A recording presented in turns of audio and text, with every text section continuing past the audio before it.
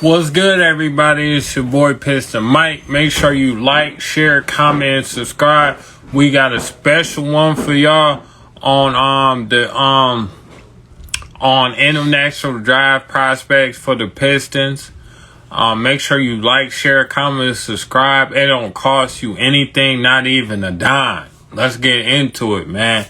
So should be interesting. We got one with my favorite guest, Piston Writer, man. We got a couple more for y'all, but we're gonna talk about international prospect the Pistons definitely should watch out for. Make sure you guys stay in tune. Let me see if I can invite him now. Steve, invite him, man. How was y'all day? How was y'all Christmas? My Christmas was good. Got to spend great time with my family. Make sure you get to spend great time with yours. I hope y'all going to the New Year safe. Make sure you stay safe out here because a lot of crazy things happen, especially around New Year's. People get to acting wild, crazy. A lot of people like to drink. So be watching out for drunk drivers. I know police bring people home for free if you're too drunk. So make sure you use that if you're driving. Just leave your vehicle at the bar, please. We don't need people dying, especially in the New Year's, man. So just make sure to stay safe, be smart out here, man, because people wilding nowadays. So, yeah, let's just pray and hope you have a good one, man. He's unable. Okay. He must be busy. So, yeah, number one is a dude that I like so much. I think his name is Ismail Camagate. He's a 6'11" big. He's 230 pounds. I think he plays in France. He's an athletic threat. He always positions himself good for lobs. Has jumper. He has ability to score jumpers inside of 15 feet. Promising 15-footer jumpers, which is always good. So, yeah. Hold on. Thanks, bro. We're gonna bring him on, and yeah. Hello, bro. How you doing? No, I'm good, man. I know I cut off your Ismail Camagate the spiel there, so go ahead, because he's somebody I was interested in too. Oh, for real? Oh, so we on the same page. But before we do all that, I would like for you to plug your stuff and let them know where they can find you, because your stuff is so good. Let's be honest, bro. I'm all about helping each other out. So go ahead. Thank you, man, so much. Yeah. So I'm Steve Pelletier. I write for DetroitBadBoys.com. You can find all of my writings and stuff there, as well as any great Pistons content. It's the great place for Pistons content online. So check out all the different writers there. I know Motor City Hoops, Coach Bryce Simon. He's like our main active guy, breaking down a lot of film and stuff. The most recent things he's had is on Kate Cunningham, and the December stuff, we're going to have to shift gears with all these COVID protocols coming up, but there's some great breakdowns there. And then I recently just posted the 30-game progress report for every single guy on the roster, breaking down, what grades I think they should get. And this time I took more of a development versus limitations kind of thing, whereas somebody like Corey Joseph, like we see his limitations like manifest a lot, but somebody like Sadiq Bey, even though he's having struggles, like he's still developing, so we got to factor that into like how we should be viewing their games. So yeah. Make sure you go check out his article, you guys. It's always good. Make sure you support him. You know, it's only so much of us that do this. It's always a pleasure of doing this with him. I would like. Same. We always gonna do this, so we're gonna have even more to come. But Ismail, to me, I like him a lot. He's one of the bigs that stood up to me when I was like, I'm watching him. I'm like, because I did a video on him and his fans didn't really like him. I was like, this dude is 6'11", 230. He's a live threat. He's an athletic big. he always puts himself in position to get lives and attack. Nice shot blocker. But I think the things that I think he needs to work on, he bobbles passes like Isaiah Stewart. He needs to have better hands. And I think he needs to eventually get more of an outside jump shot and do more pull-ups and stuff. But what do you think of Ismail Camagate? Yeah, he's somebody that was just brought up recently because of your video, and then last week, Rafael Barlow on NBA Draft Junkies, who I plug all the time, because he's over in Europe right now, and he's one of the main guys out there that really knows the European and the overseas guys, because that's kind of where he cut his teeth and where he is currently right now. And he actually got to see him live against Victor Wembanyama, who a lot of people think is the #1 pick next year, right? And to quote him, he said he pretty much took his lunch money. Part of it's being a young kid, Wembanyama being 18, 19, and Kamagate being a little bit older. But that's when he first came on my radar, because I was if he's doing that good against somebody who's projected to be #1 overall, then he's definitely got some chops to him. So I think you're right, just on what I've seen. Like I said, this is kind of my first foray into him. Good lob threat, moves really well. I'm not sure about a jump shot. If most of the bigs this year, it seems like there's very few outside of the top guys that it's hard to project if they're going to have a jump shot. But I am more of the mindset of, if the team was going to take a big, then don't take one up in the lottery. Do it later in the second round. And I think he'd be a good rim running threat, to where he's an athlete to take an investment in. And even though it's just one game, being able to show out against somebody who's been projected to be the #1 overall pick for a while, we can't take that lightly, right? Yeah, definitely not. That's what I'm saying. I just I know a lot of people don't like French, players, but he's one guy that definitely jumps out of my radar. When I see him, I watch him play. He plays with, a lot of energy to me, and that always is a big key. How good is your motor for a big man? Yeah. I think he's got one of the best, but from what I heard, inside of 15 feet, he can score, so that's promising. To me, even if you're a big that can hit a 15-footer, shoot really decent at free throws, I think that should be all good. Maybe if you want him to stretch it out, even 15 feet to me is really good, especially for a big that's 7 feet almost. So I think that's, just enough to be able to hit a 15-footer and hit a post fade. If you can even do that, that would be good. But what draft prospect did you want to talk about? Well, he's been kind of making the rounds a little bit more and more, but it's Hugo BESSON. We would say Hugo Besson. That's another way to pronounce it, but in French, they pronounce it Hugo BESSON. He's a guard. He plays currently for the New Zealand Breakers down in the NBL, which is Australia-New Zealand Basketball League. And he plays with Ousmane Dieng, who a lot of people going into the year were projecting as top 5, top 10. And Dieng actually has had terrible time there. He just had a hard time cracking the rotation.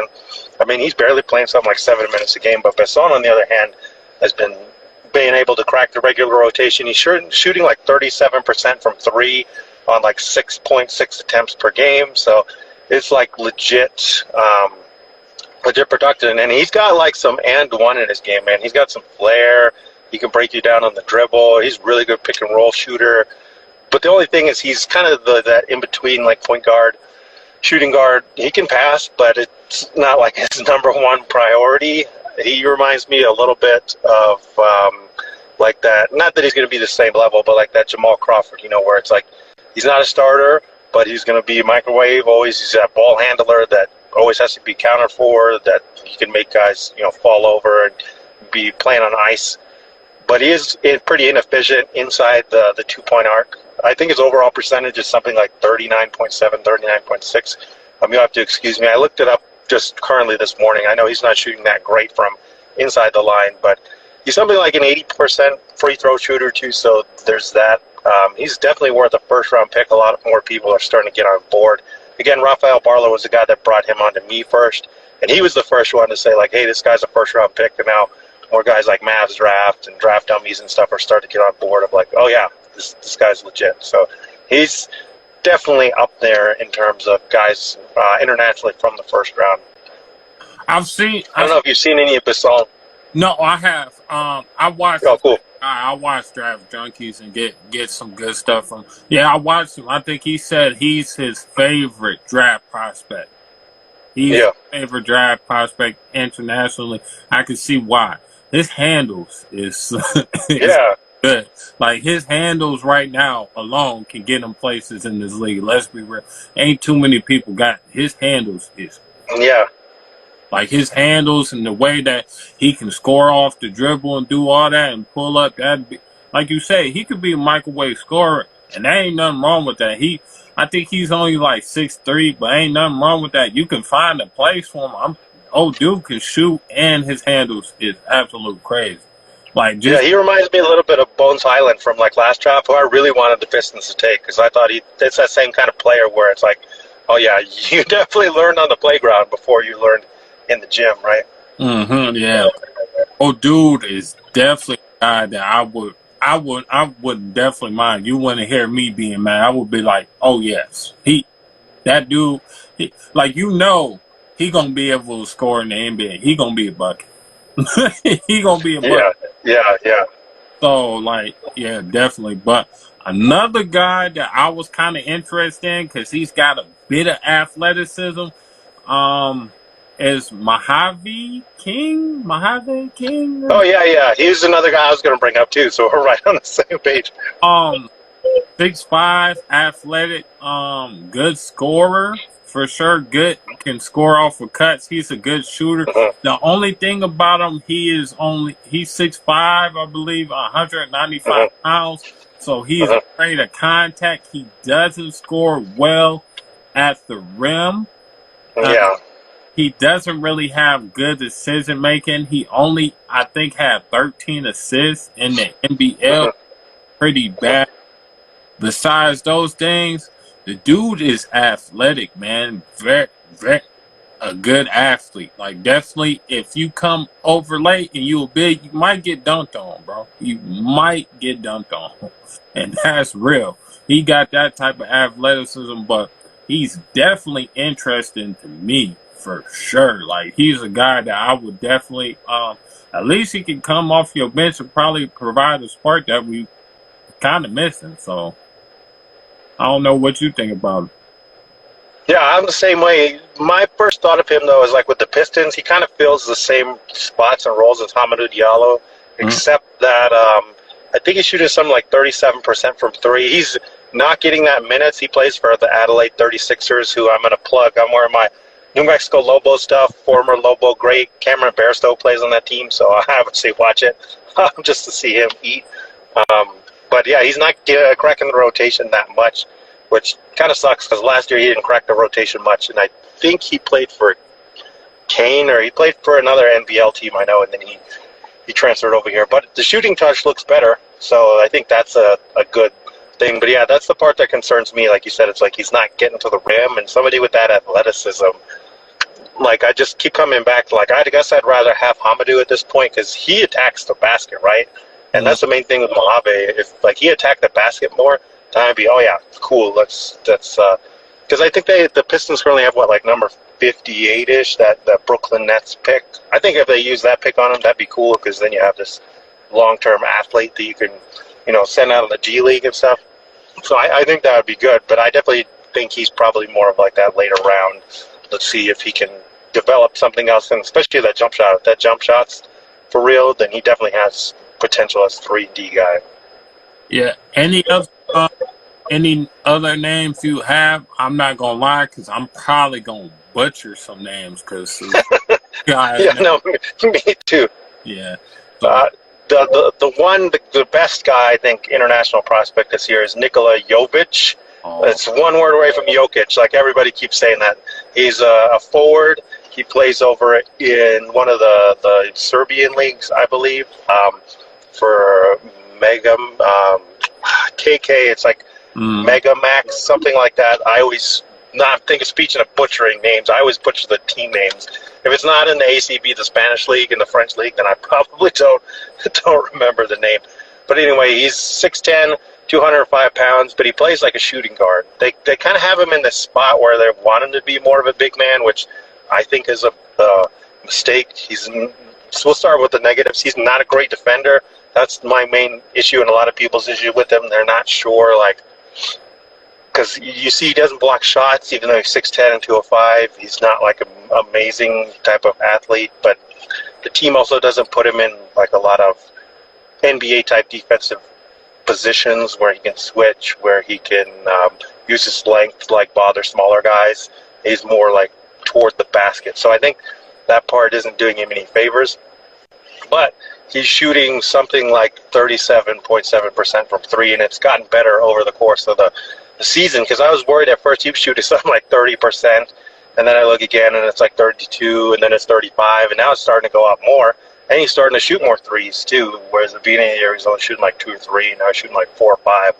So those are definitely going up.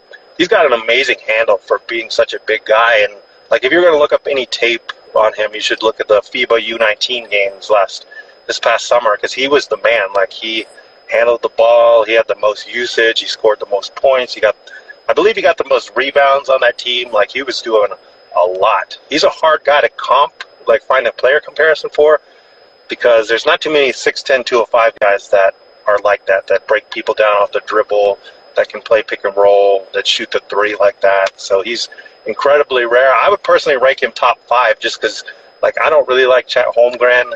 Like, Jalen Duren is just too limited for me. And Nikola Jovic, like, has that takeover type mentality displayed in FIBA, and he's gotten better and better with his club this year. And again, 6'10", 205, can actually handle the rock and be like even a secondary or a tertiary ball handler. That's just really rare to find, and especially outside of like Jabari Smith and Paulo, there's just not that kind of dude. Even Jaden Hardy, or not Jaden Hardy, excuse me, Jaden Ivey. There's too many Jadens and Jalens in these drafts. I'm getting all confused. Jaden Ivey, like, even him, even though he's explosive and he looks great, he's still 6'4", 200, and the fit with Cade just seems kind of like, I'm not sure if that would work, Mm-hmm. Yeah. I know who he is. I definitely know who he is. Dude, I would agree on everything you said. He's a hard kind of guy to come by because you don't get too many 6'10s. He's almost like a point forward, kind of. Yeah. He almost like a point forward, so it'd be interesting. You know what I'm saying? He can pass, shoot, you know what I'm saying, and dribble. So that's kind of hard to come by. You 6'10", 205, and you one of the best. And we all know overseas play, especially where you playing, probably ain't that easy because them dudes be playing. They trying to play to get to the major leagues, so they trying to play to get to the NBA. So you got to face tougher competition. But yeah, I absolutely agree. I actually just watched a draft podcast when they talking about Jalen Duren's a little bit overrated. You should probably think for guys like Christian Coloco. They even brought up a guy you don't like from Duke. I believe his name is Mark Williams. Yeah. I'm a little intrigued by him just because he looked better this year. I ain't gonna lie, but I do like Coloco a little bit better. I just do, me personally. But if you want to be real, Jalen Duren don't really provide that much difference between either one of them dudes. He don't. Yeah, I agree. It's like, I know everybody's saying baby Dwight Howard, but to me it's just like, Dwight Howard was good, like 20 years ago? But like, what is he worth now where the league is run by wings and like everybody is supposed to shoot the three? That's just my thing. Even if he came out to that outcome, I'm not sure like what that is even worth, because Dwight Howard wasn't even like really a pick and roll threat. He wasn't even technically a post threat. He was just a bully. He just got the ball and just pulled people out of the way. So I just don't know if that, number one, if that would work with Cade, obviously, because that should be the number one concern for the Pistons, right? It's like, who fits with Cade best? That's why Jabari and Paulo should be 1 and 2, because especially Jabari, it's like, oh yeah, weak side rim protector. He's an amazing 3-point shooter. Everything else is just gravy, right?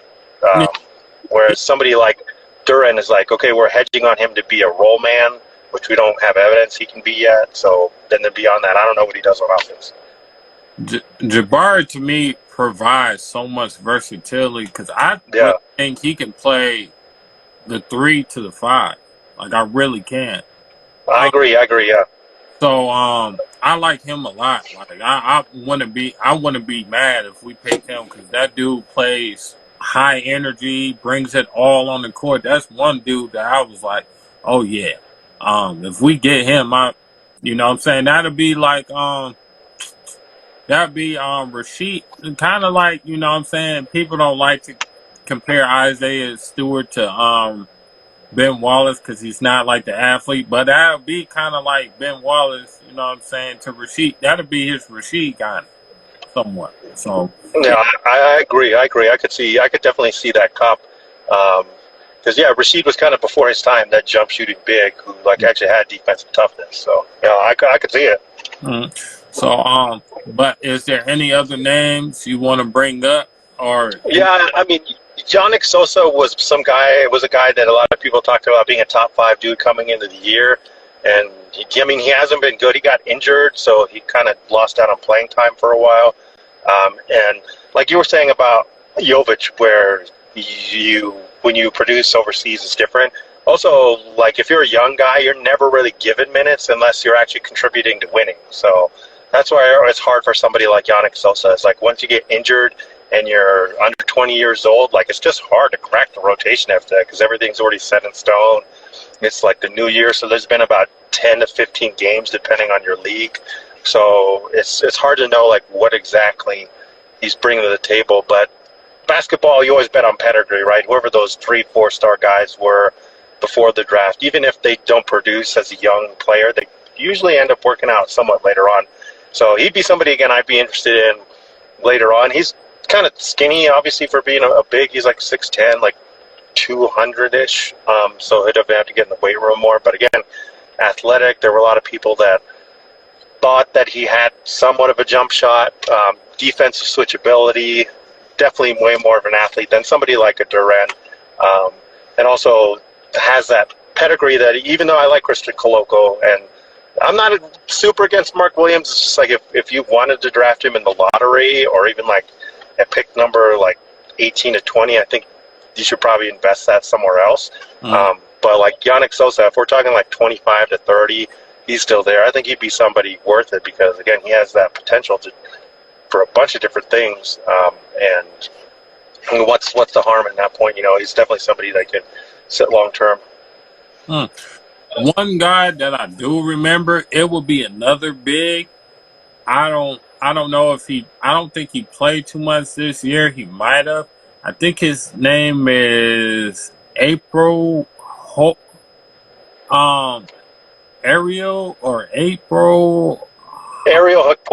Yeah, there we go. The left-handed big. He treated me as a good scorer down low. He's got a very, very interesting game. I think he's tough, but the only thing that I think he needs to work, I don't think he's a real big athlete. I think he's an okay athlete. Yeah.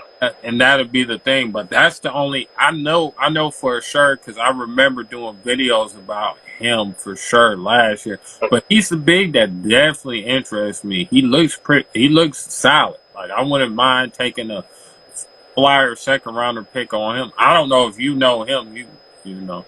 So I do actually. Like, what was it, 2 or 3 draft cycles ago when Poku was coming out? I remember watching this is like under 18 or under 19 game, and it was Serbia against Germany, and Hukporty like there was flashes with Poku, but anytime he went up against Hukporty, it was like he was erased. Because I think it's just what you're saying. He's a load. Like, you cannot move him on either side of the court. He'll just push his way around. Great screen setter, but yeah, not really an athlete. So like the difference between somebody like Ibu Baji and him is pretty stark. That would be my only thing is like, again, my whole thing with the Pistons now is how does this person fit with Cade? And it seems like Porty kind of slows things down. He would have to be like an amazing finisher, rim runner in the vein of like Brennan Wright. I don't know if you remember him on the Mavericks, but I remember he would have like these 65, 70% or whatever true shooting percentage just because he was a great pick and roll finisher. And like he would have to be kind of that level, I think, in order for the somebody to really invest in him without a reliable post game or without really good passing chops and without a 3-point shot. Yeah. There's another big. I know you don't probably like bigs overseas, but I think his name is Khalifa. Khalifa Diop. Yeah, I think I've seen him before.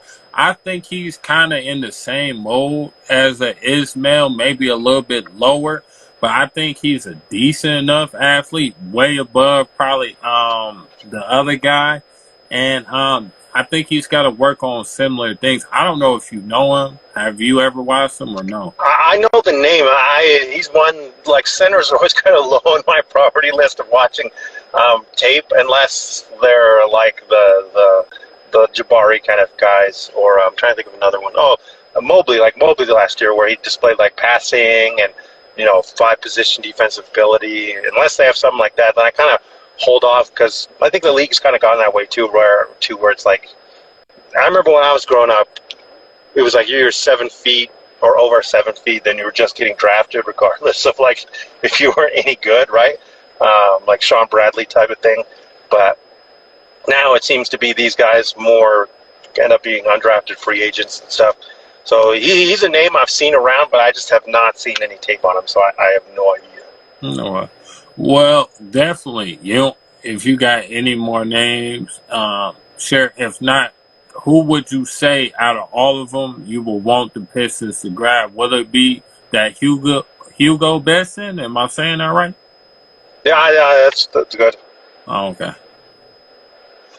So yeah, I mean, obviously JOVIĆ would be my number one. I'm not sure where he would fall, but like, say the Pistons fell to like pick number 6 and they drafted him, I think that would be good, because again, like, he's got a lot of potential on the offensive side of the ball, being able to create, being able to shoot from distance, handle the ball, and at that size, like, immediate mismatch potential. And if they are going to stick with like Killian and Beef Stew, and even Hamidou, like, they have these defensive pieces in between them.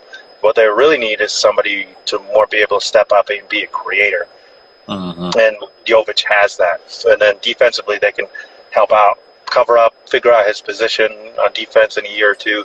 And who knows, even if he becomes like a bench scorer, there's just not a lot of guys in this draft that have like major potential like that, right? Even somebody like Benedict Mathurin, who I obviously love and support and would love the team's draft. It's unclear if he has like a lot of creation ability. He's definitely a great connecting piece, a great shooter, a great guy that gets to the rim, and a good defender. But we don't know if he's going to be that on-ball creator in the vein of even somebody like I'm trying to think of somebody who's kind of like Bogdan Bogdanović from the Hawks. He's not top level, but anytime the offense has gotten stagnant, they're able to go to him and be like, "Hey, create a shot. He can do it."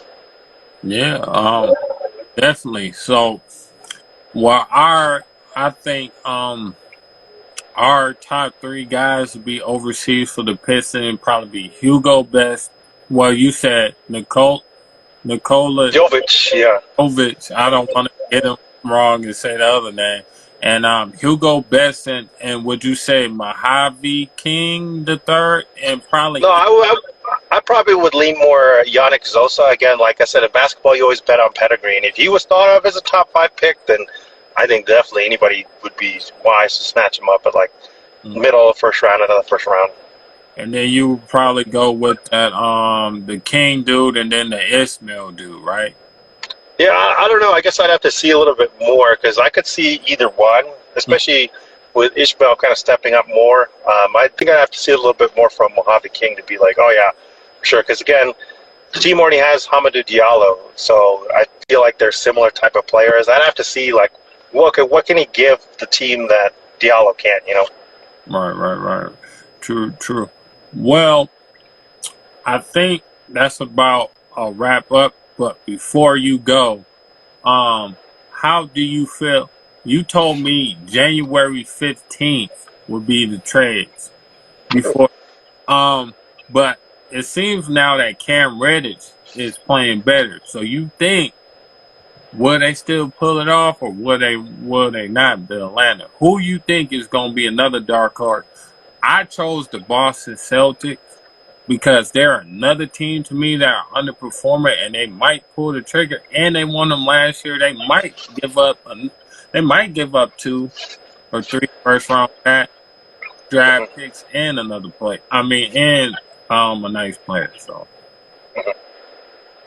what do you think? I think my picks are still the Grizzlies and the Hawks because I'm not sure.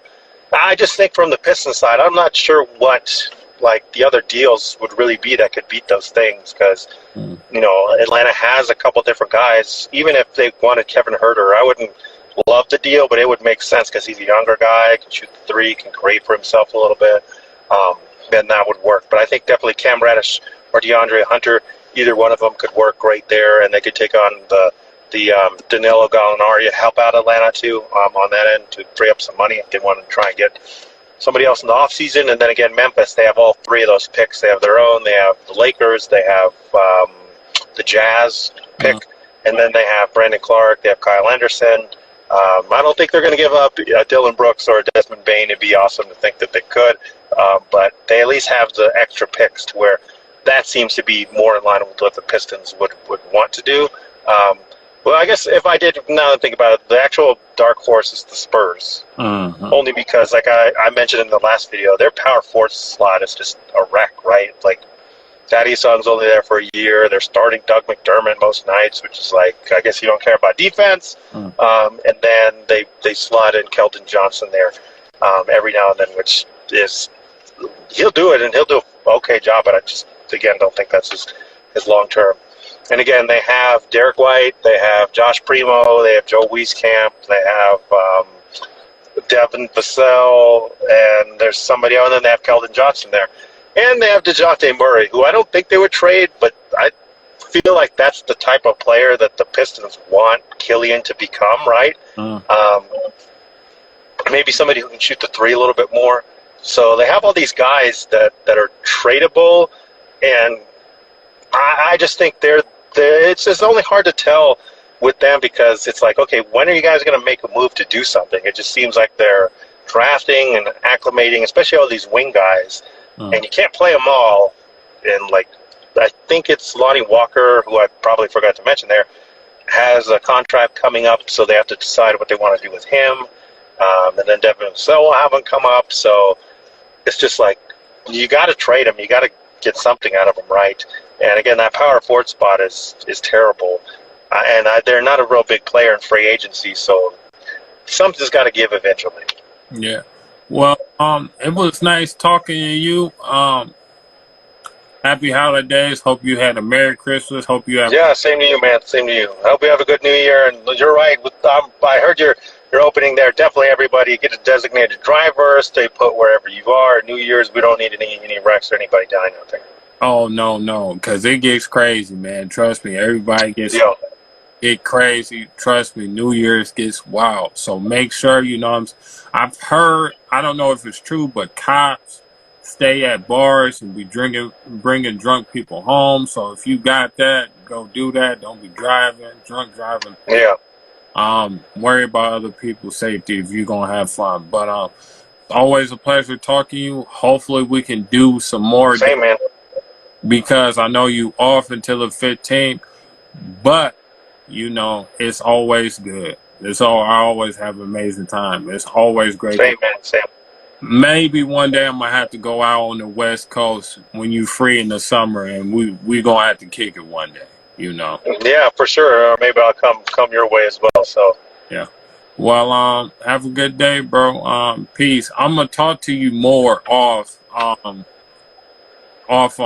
here and talk about the scenarios and what's going on with the league. But yeah. Yeah, I know. I guess that's the hard part about predicting trade stuff now is since there are all these 10-day contracts going around, I think that's going to really throw a wrench in a lot of trade plans. So yeah, but you're the one who said the 15th, and that looks like that's going to be more true because you got all these players for another 2 weeks, and then I think you said almost every player becomes available on the 15th. Yeah, so, I think so. Yeah. Like Gary Trent Jr. was the example. So he signed an extension, and he was with the Raptors last season. So if you're with the same team and you sign an extension with the same team, then it's a later date. So it's December 15th if you signed with a new team. If you re-upped with the team you've been with, then it's January 15th until you can get traded. Yeah, so I think, and as soon as that January 15th come around, I think you're going to see a lot of crazy trades, and it's going to be one crazy trade that kick it off, and then you just going to have a whole bunch of them just come out. That's how it used to. Yeah. Wolves have dropped a bomb, and it'd be a huge trade. Then all you see is for the next hour, this person got traded, that person got traded. Yeah. Boom, boom. So it's probably going to be a lot crazy on that January 15th because a lot of players are out. I don't think Jeremy Grant got too much longer. He's probably got like 3 or 4 more weeks to get evaluated. Anyway, it's about the same time when I think it's like 4 weeks. It's about the same time or a little bit after that January 15th day, he'll probably be able to go, I think. And most people will probably be making the playoff push because I believe the playoffs don't begin until April. April, the playoffs don't start, I believe. Around. Yeah, I don't know if it's May or I know the season ends around like April 10, 15, somewhere around there. So I don't know if they're starting at the end of April or May. No. Who knows? They might go back to the bubble too with the way the virus is going. So yeah, that's sad. More likely, they better have it on standby because it's getting great. Yeah. But always enjoy chopping it up. And same. Have a good one, man. I'll see you later. Yep. See you next time. Peace.